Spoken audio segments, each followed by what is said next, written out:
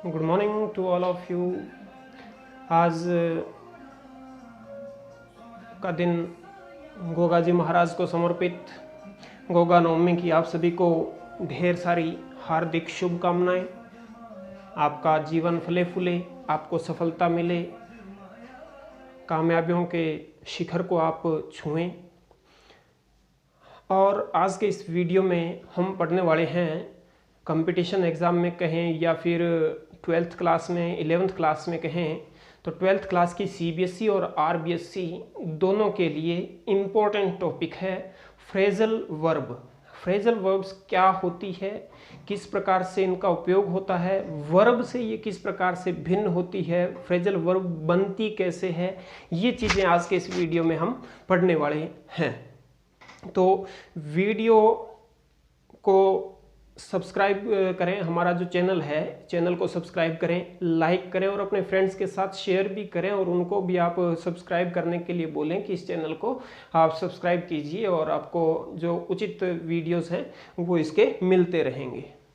Phrasal verbs की सबसे पहले हम डेफिनेशन देखते हैं क्या होती है फ्रेजल वर्ब। आप इसको ध्यान से देखना और पढ़ना, फ्रेजल वर्ब को समझने की कोशिश करना। मैं पूरी कोशिश कर रहा हूँ आपको समझाने की। तो डेफिनेशन सबसे पहले समझना हमारे लिए बहुत ही ज़रूरी है। डेफिनेशन समझ में आ गई तो ये आगे हमें चीज़ें इसमें समझ में आएगी। तो phrasal verbs are part of a group of verbs, यानी ये जो कुछ वर्ड्स होते हैं, शब्दों का एक समूह होता है जिसके अंदर मल्टी वर्ड वर्ब होती है। मल्टी वर्ड, मल्टी मतलब कई, एक ऐसी वर्ब होती है जिसमें कई शब्द होते हैं। कई शब्द मतलब आगे हम पढ़ेंगे कि एक वर्ब होती है और उसके साथ में प्रेपोजिशन होती है या फिर उसके साथ कोई एडवर्ब मिली होती है या प्रेपोजिशन और एडवर्ब दोनों मिली होती है जिनसे मिलकर फ्रेजल वर्ब बनती है। अब वर्ब और प्रेपोजिशन या फिर वर्ब और एडवर्ब या वर्ब, प्रेपोजिशन और एडवर्ब ये तीनों मिलके एक शॉर्ट फ्रेज बना देते हैं। एक शॉर्ट फ्रेज बना देते हैं, यानी एक शब्दों का फ्रेज क्या होती है, ग्रुप ऑफ वर्ड्स होता है। न वो क्लोज होता है न सेंटेंस होता है, यानी पूरा सेंस नहीं देता बल्कि शब्दों का एक समूह होता है, उसको फ्रेज कहते हैं। तो ये जो फ्रेजल वर्ब होती है इसके अंदर वर्ब और प्रेपोजिशन एडवर्ब मिलके एक फ्रेज का निर्माण करते हैं, शॉर्ट फ्रेज बन जाती है, इसलिए इनको कहते हैं फ्रेजल वर्ब, यानी ऐसी वर्ब जो फ्रेज के रूप में होती है। तो फ्रेजल वर्ब हम उसे कहते हैं। अब जैसे देखिए ये गेट जो हमारे पास है, गेट क्या है, गेट एक वर्ब है। गेट का मीनिंग और गेटअप, गेटअप क्या है, फ्रेजल वर्ब है। गेट के साथ में अप मिला दिया, यानी गेट और अप, ये जो एडवर्ब इसके साथ मिल गई, गेट और अप, गेटअप बन गया। अब गेटअप से क्या बन गया, ये फ्रेजल वर्ब बन गई, ये एक फ्रेज बन गई, एक वर्ब नहीं है, ये फ्रेज है। और ये क्या है, ये एक वर्ब है। अब देखिए इस वर्ब का और फ्रेजल वर्ब का दोनों का जो मीनिंग होता है वो डिफरेंट होता है, अलग होता है। जैसे गेट, गेट मीनिंग क्या होता है, प्राप्त करना, और गेटअप मीनिंग क्या होता है, उठना होता है। जैसे you should get up early in the morning, तुम्हें सुबह जल्दी उठना चाहिए, यू शुड गेट अप। जैसे यू शुड गेट अप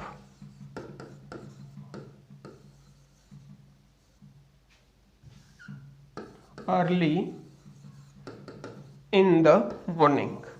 अब इसमें देखिए, इसमें गेट का जो मीनिंग है वो मीनिंग नहीं रहा गेटअप का, जो गेट का हो रहा है, पहले गेट का जो मीनिंग हो रहा है वो गेटअप का मीनिंग नहीं है। गेटअप का मीनिंग क्या है, चेंज हो गया। गेट मीन प्राप्त करना और गेटअप यानी खड़ा होना, उठना।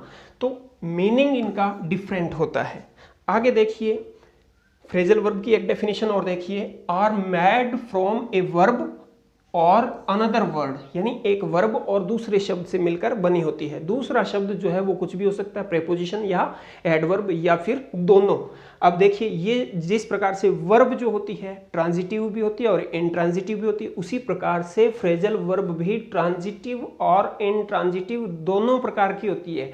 ट्रांजिटिव और इंट्रांजिटिव का मतलब होता है कि इनके बाद में ऑब्जेक्ट, ट्रांजिटिव वो होती है जिसके बाद ऑब्जेक्ट आता है, और इंट्रांजिटिव वो एडवर्ब वो वर्ब होती है जिसके बाद ऑब्जेक्ट नहीं आता है। तो जिसके बाद ऑब्जेक्ट आता है वो ट्रांजिटिव और नहीं आता है वो इंट्रांजिटिव। वर्ब की तरह ये भी दो प्रकार की होती है। अब एग्जाम्पल देख लीजिए, ट्रांजिटिव और इंट्रांजिटिव, पहले फ्रेजल वर्ब हम बाद में पढ़ेंगे कि हमारे सिलेबस में जो दे रखी है वो फ्रेजल वर्ब, उनका उपयोग किस प्रकार से करना है। पहले ये समझ में आ जाए कि फ्रेजल वर्ब क्या होती है, सेंटेंस में कहाँ आती है, ये चीज़ आपको पहले समझ में आ जाएगी। उसके बाद में एक एक करके सारी टोटल फ्रेजल वर्ब जितनी भी हमारे सिलेबस में दे रखी है उनको हम पढ़ेंगे और सारी समझेंगे, सबका अर्थ मीनिंग भी देखेंगे क्या होता है। सबसे पहले देखिए ट्रांजिटिव फ्रेजल वर्ब जो होती है, ट्रांजिटिव फ्रेजल वर्ब जो होती है पुट ऑफ, पहली फ्रेजल वर्ब देखिए पुट ऑफ। एग्जाम्पल से समझेंगे कि ट्रांजिटिव कैसे है ये। पुट ऑफ, पुट ऑफ का मतलब क्या होता है, एक तो होता है पुट मीन रखना और ऑफ यानी बंद करना, लेकिन पुट ऑफ दोनों साथ में आ गए तो मीनिंग हो गया पोस्टपोन यानी स्थगित करना। क्या मीनिंग हो गया इसका, पोस्टपोन हो गया, स्थगित करना। एग्जाम्पल देखिए, वी विल हैव टू कहाँ आता है, कोई काम करना पड़ता है, विल हैव टू करना पड़ेगा। We will have to put off the meeting, हमें मीटिंग को पोस्टपोन करना पड़ेगा। पुट ऑफ का मतलब पोस्टपोन, स्थगित करना पड़ेगा। तो यहाँ पर अब यहाँ देखिए जो पुट ऑफ है, पुट ऑफ अकेला नहीं आ सकता, इसके बाद में ये ऑब्जेक्ट लगाना जरूरी है, इसलिए ये क्या हुई ट्रांजिटिव, यानी इसका जो मीनिंग है वो इसके ऑब्जेक्ट पर ट्रांसफर हो रहा है, उसको ये मीनिंग दे रहा है। तो इसके बाद ऑब्जेक्ट आता है, इसलिए ये क्या है ट्रांजिटिव। टर्न डाउन को देखिए, टर्न का मतलब होता है मुड़ना, डाउन मीन होता है नीचे, लेकिन दोनों को जब मिला दिया टर्न डाउन, ये फ्रेजल वर्ब बन गई, इसका मीनिंग हो गया रिफ्यूज। टर्न डाउन का मतलब रिफ्यूज, इनकार कर देना, रिफ्यूज कर देना, मना कर देना। दे turned down my offer, they turned down, उन्होंने मना कर दिया, इनकार कर दिया, माई ऑफर, मेरे ऑफर को, यानी मेरे ऑफर को उन्होंने क्या कर दिया, रिफ्यूज कर दिया। फिर इंट्रांजिटिव में देखिए, अब इसमें भी क्या था, टर्न्ड डाउन, ये फ्रेजल वर्ब थी, इसके बाद में माई ऑफर, दे टर्न्ड डाउन, उन्होंने मना कर दिया, किसको, इसके बाद में आना जरूरी है, यानी माई ऑफर को, मेरे ऑफर को मना कर दिया, ये क्या हो गई ट्रांजिटिव हो गई। फिर देखिए इंट्रांजिटिव फ्रेजल वर्ब, एक तो ट्रांजिटिव हो गई और एक दूसरी इंट्रांजिटिव। फ्रेजल वर्ब बनती कैसे ये समझ में आ गया, ट्रांजिटिव क्या होती है ये भी समझ में आ गया। तीसरी चीज देखिए intransitive phrasal verb, intransitive get up, get up का भी बताया, राइज फ्रॉम बेड यानी बेड से उठना।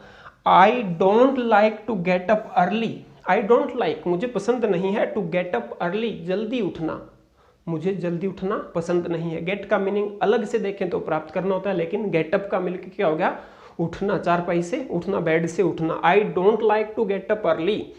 ब्रेक डाउन का देखिए, ब्रेक मीन होता है तोड़ना, डाउन मीन होता है नीचे, लेकिन ब्रेक डाउन का मीनिंग क्या होता है, सीज टू फंक्शन, काम करना बंद कर देना, काम करना बंद कर देना। कोई मशीनरी है, कोई गाड़ी है, वो काम करना बंद कर देती है, उसको कहते हैं, क्या कहते हैं, ब्रेक डाउन, काम करना बंद कर देना, सीज टू फंक्शन।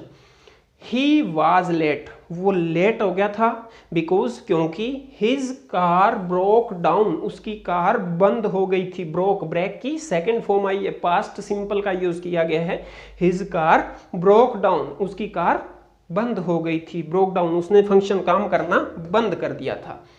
इसी प्रकार एग्जाम्पल में कुछ छोड़ देखिए। अब देखिए आपको ट्रांजिटिव और इंट्रांजिटिव में बहुत ही इंपॉर्टेंट थिंग यहाँ पर मैं बताने जा रहा हूँ। When phrasal verbs are transitive, जब फ्रेजल वर्ब ट्रांजिटिव होती है, we can usually separate the two parts, तब हम इन दो भागों को अलग अलग भी लिख सकते हैं कि टर्न लिखा, फिर कोई और वर्ड आ गया यानी ऑब्जेक्ट आ गया, और डाउन उसके बाद में हम लिख सकते हैं। कब, जब ये ट्रांजिटिव होती है तब। और ट्रांजिटिव भी कब, ऑब्जेक्ट कैसा होना चाहिए, डायरेक्ट ऑब्जेक्ट होना चाहिए। ये डायरेक्ट और इनडायरेक्ट ऑब्जेक्ट ही होते हैं, ये भी मैं बताने वाला हूं। Turn down is a separable phrasal verb. Example उदाहरण दे रहा हूं कि टर्न डाउन, ये जो फ्रेजल वर्ब है इसको हम सेपरेट कर सकते हैं, अलग अलग लिख सकते हैं, मीनिंग चेंज नहीं होगा, अलग अलग लिख देंगे तो भी वही मीनिंग रहेगा। देखिए example, turn down my offer, turn down my offer, मेरे ऑफर को इनकार कर दो, मना कर दो। टर्न माई ऑफर डाउन ऐसे भी कह सकते हैं। तो इसका ऑब्जेक्ट क्या था, माई ऑफर, ऑब्जेक्ट को हम इस डाउन से पहले भी लिख सकते हैं, my offer, turn my offer down, turn my offer down. इससे इसके मीनिंग में कोई फर्क नहीं पड़ेगा, हम इस प्रकार से सेपरेट कर सकते हैं कौन सी, ट्रांजिटिव जो फ्रेजल वर्ब होती है उनको। अब और देखिए यहां पर, हालांकि if the direct object is a pronoun, यदि डायरेक्ट ऑब्जेक्ट कोई प्रोनाउन हो। एग्जाम्पल में देखिए, यहां पर डायरेक्ट ऑब्जेक्ट क्या है, द रेडियो, ये नाउन है किसी चीज का नाम। यहां पर भी द रेडियो, ये नाउन है। यहां पर इसका जो ऑब्जेक्ट है ये क्या है, इट। इट जो ऑब्जेक्ट है ये एक प्रोनाउन है, यहां पर प्रोनाउन है। तो इस बात को समझने की कोशिश करें कि नाउन और प्रोनाउन ऑब्जेक्ट हो तो क्या डिफरेंस पड़ता है, कि डायरेक्ट ऑब्जेक्ट तो हो, यानी इंट्रांजिटिव कब होती है, जब उसके बाद में कोई डायरेक्ट ऑब्जेक्ट लगा हो। तो डायरेक्ट ऑब्जेक्ट तो हो, लेकिन यदि डायरेक्ट ऑब्जेक्ट के रूप में प्रोनाउन आ जाए, वी हैव नो चॉइस, तब हमारे पास ये चॉइस नहीं होती कि हम इसको अलग अलग कर दें। जैसे स्विच्ड ऑन और स्विच द रेडियो ऑन, हम इसको अलग अलग तो कर दिया यहाँ पर अलग क्यों कर दिया, क्योंकि इसके बाद में जो ऑब्जेक्ट आ रहा है ये क्या है, ये नाउन है। ये क्या है, नाउन है, डायरेक्ट ऑब्जेक्ट है। डायरेक्ट और इनडायरेक्ट ऑब्जेक्ट ये होते हैं कि डायरेक्ट ऑब्जेक्ट कोई थिंग होती है और इनडायरेक्ट ऑब्जेक्ट वो होता है जो किसी व्यक्ति, वस्तु, जो व्यक्ति होता है। अगर व्यक्ति है, पर्सन है, तो वो क्या है, इनडायरेक्ट ऑब्जेक्ट है। यदि ऑब्जेक्ट के स्थान पर कोई प्लेस या थिंग है तो वो क्या है, वो डायरेक्ट ऑब्जेक्ट है। पर्सन इनडायरेक्ट और थिंग डायरेक्ट। तो डायरेक्ट ऑब्जेक्ट है यहाँ पर। अब डायरेक्ट ऑब्जेक्ट है और नाउन है, डायरेक्ट ऑब्जेक्ट है और नाउन है, तब हम फ्रेजल वर्ब को अलग अलग भी लिख सकते हैं इस प्रकार से। जैसे यहाँ पर स्विच्ड आया और ऑन लास्ट में लिखा, यहाँ पर स्विच्ड ऑन दोनों साथ में लिखे हुए हैं। यानी नाउन हो तो दोनों को साथ में भी लिख सकते हैं और अलग अलग भी कर सकते हैं। लेकिन यहाँ देखिए आगे क्या लिखा है, we must separate the phrasal verb. यदि इसका ऑब्जेक्ट, जो डायरेक्ट ऑब्जेक्ट है, वो यदि प्रोनाउन आ जाए तब हमें इन दोनों को अलग अलग लिखना ही पड़ेगा। फिर हम ये नहीं लिख सकते Sanju switched on it, it बाद में नहीं लगा सकते। अगर ये इसके बाद में स्विच्ड का जो ऑब्जेक्ट है वो यदि कोई प्रोनाउन है तो प्रोनाउन को क्या करेंगे, इन वर्ड्स के बीच में लिखा जाएगा। इतनी चीज समझ में आ गई। यानी आपको सेपरेट कब करना है, अलग अलग कब लिखना है और कब अलग अलग नहीं लिखना, और कब आप अलग लिख सकते हैं और साथ भी लिख सकते हैं। यानी नाउन है तो आप साथ भी लिख सकते हैं और अलग अलग भी लिख सकते हैं। यहाँ ये देखिए, ये चीज़ थोड़ी डिफिकल्ट है, समझ में टाइम लगेगा। साथ साथ लिखा, डायरेक्ट ऑब्जेक्ट था। यहाँ अलग अलग लिखा, डायरेक्ट ऑब्जेक्ट था। लेकिन डायरेक्ट ऑब्जेक्ट दोनों में क्या था, नाउन था। यहाँ पर इनको अलग अलग लिखा, साथ में नहीं लिख सकते। क्यों, क्योंकि ये जो ऑब्जेक्ट है ये प्रोनाउन है। तो प्रोनाउन ऑब्जेक्ट हो तो अलग अलग लिखना होगा, नाउन ऑब्जेक्ट हो तो आप अलग भी लिख सकते हैं, साथ भी लिख सकते हैं। इसके बाद में आगे जो सारी सभी प्रकार की, जैसे ब्रिंग है, ब्रेक है, पुट है, कम है, ये सिलेबस हमारे 12th के सिलेबस में इस बार आई हुई है। इनको हम आगे वाली वीडियो में एक एक करके सारी पढ़ेंगे, सबका मीनिंग क्या होता है और किस प्रकार से सेंटेंस में यूज़ करते हैं। केवल एक वीडियो और बनेगा, एक वीडियो में सारी फ्रेजल वर्ब आपको एक साथ पढ़ा दी जाएगी। तब तक आप वीडियो को शेयर कीजिए, सब्सक्राइब कीजिए और लाइक वाला बटन भी दबाइए।